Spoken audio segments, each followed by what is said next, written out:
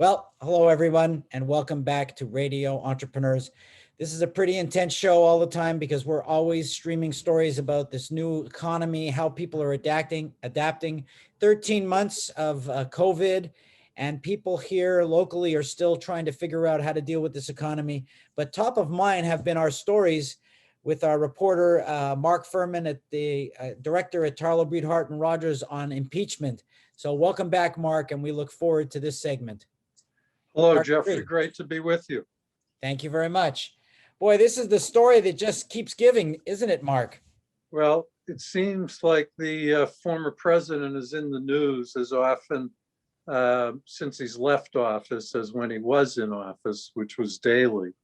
So we just had a number of decisions of interest, but I would say the main one was the decision of the United States Supreme Court with no dissent to deny the stay of the delivery of his tax returns and other financial information from the Mage accounting firm, which had been the Trump organization's longtime accountants for the period 2011 to, I believe it's August 2019.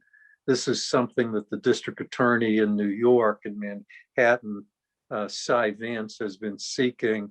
It's been litigated up to the Supreme Court once. It was remanded. The main argument of the ex-president was rejected by the court, but they gave him another bite at the apple to argue a few other issues, and he lost those. The Second Circuit Court of Appeals affirmed and ordered that the documents be produced, and the Supreme Court refused the request for an emergency stay.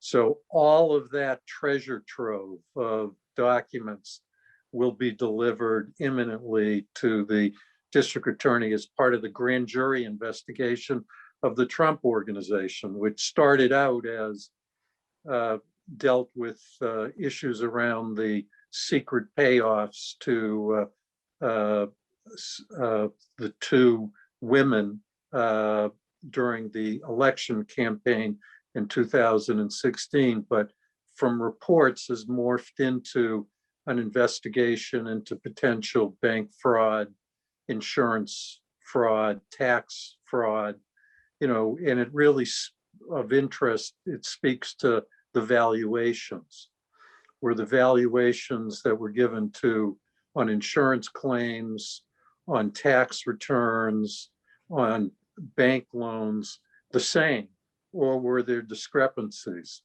Some cases deal with the fact that, borrowers go to a bank and tell the bank that their assets are worth $1 gazillion. Something like your assets, Jeffrey. And then they go to the tax authority and they say their assets are worth negative $10 million. And so it's those kind of discrepancies that would be of interest if they exist. There is a little bit of public peek of what the tax returns reveal, because the New York Times did some stories. They got access to some tax returns, and basically it showed that Mr. Trump seldom paid income taxes, and in some years, I believe it was 2016 and 17, the federal income tax on his returns was $750. Can I just dumb this down for a second, Mark? Because I want to make sure everybody's clear. Because I think I'm clear, and I want to make sure. Because I've seen this a few times over my career as a management consultant. So if somebody borrows an amount of money, we'll say $10 million, and they've used a fraudulent number to borrow against it, because you can borrow a percentage of your assets, then that is bank fraud. And from what I've seen in the past, I've seen a few people go to jail for that. So if Trump has falsified his number if he's a normal citizen falsifies their numbers to get bank loans, Could it potentially Donald Trump go to prison? Well, yes, potentially. Yes, they have to prove it. And that's, like every criminal case, beyond a reasonable doubt. And there's a difference between a charge, which he hasn't been charged, and conviction.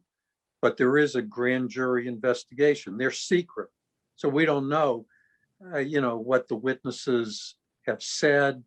We know that Michael Cohen, his former lawyer slash fixer, is cooperating with the district attorney's office. So we don't know what the evidence that has been presented to the grand jury is.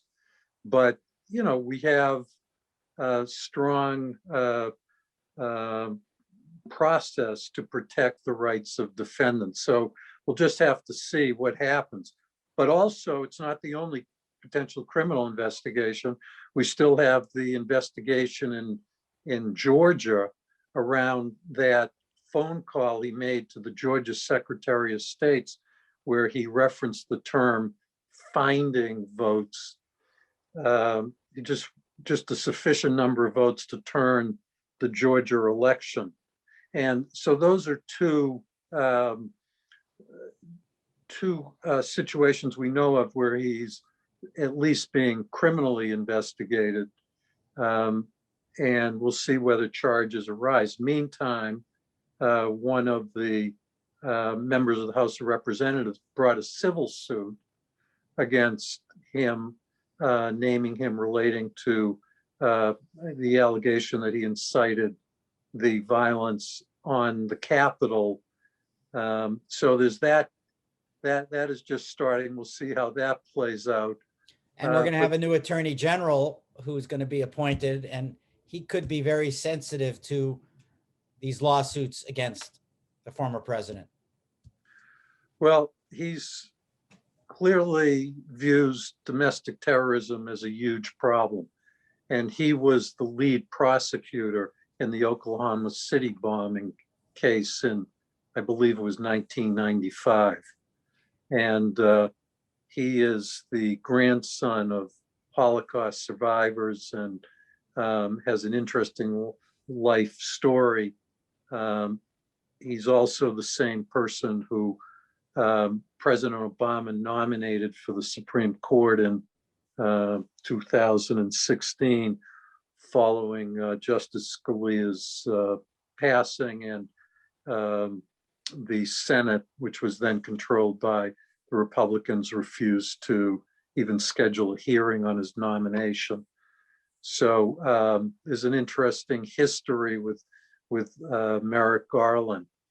Another Trump-related news story is the Supreme Court declined to hear an appeal from a Pennsylvania case.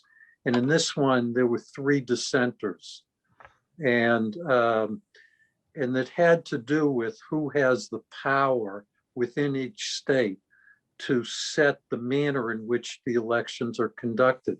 There's a Pennsylvania case. It would not have changed the result of the presidential election. It would not have changed the result of the election results in Pennsylvania. But 3 Supreme Court justices, I believe it was Thomas, Alito, and Gorsuch, thought that the court should have heard the case. It turned on who has the power to set the rules of the road in the states. Is it the legislature, or can the courts change the rules because of a pandemic or some other reason? So it's an interesting issue that remains unresolved. It came before the court, similar issue earlier, and was deadlocked 4-4.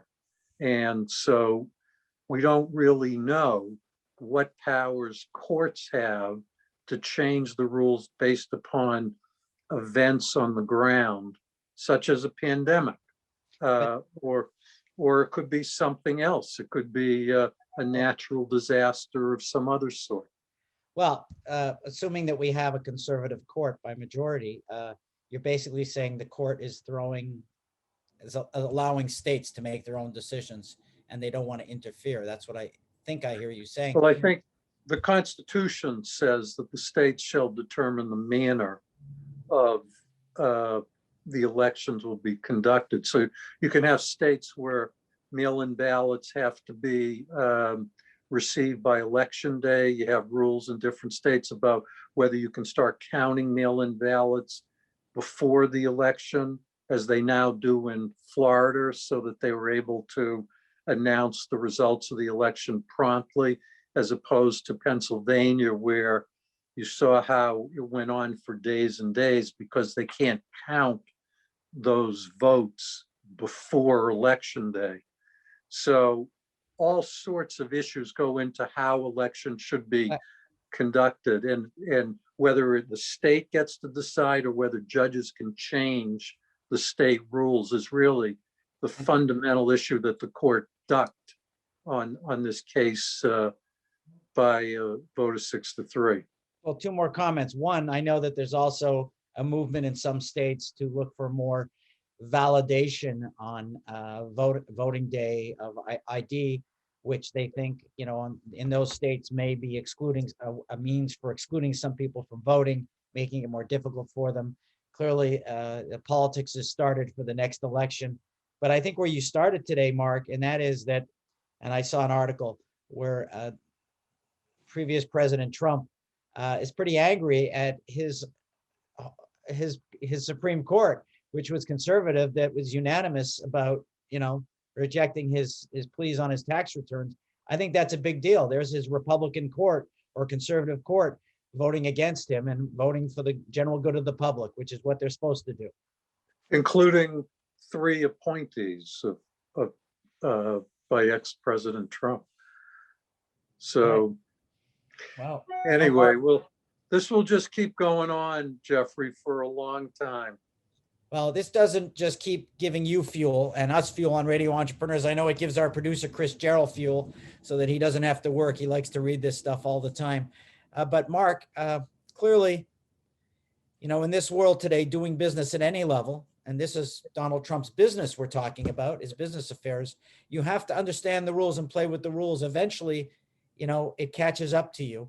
And if somebody wants to understand the rules a lot better, how would they find you? I can be reached at 617-218-2025. That's my direct line. My email address is mfurman, Furman, at tbhr-law.com. Well, my dad used to say, if you can't make money being honest, it's not worth making money. So he used to say, you have to work harder and be smarter. And if you can't do it that way, you don't deserve to have it. So as someone else likes to say to me, there are still a lot of people out there who like to do things the right way. And we hope that continues. And I want to thank you for your contributions, Mark. Thank you, Jeffrey, and great to be with you. You too. Remind everybody, this is Radio Entrepreneurs, and there are more stories to follow.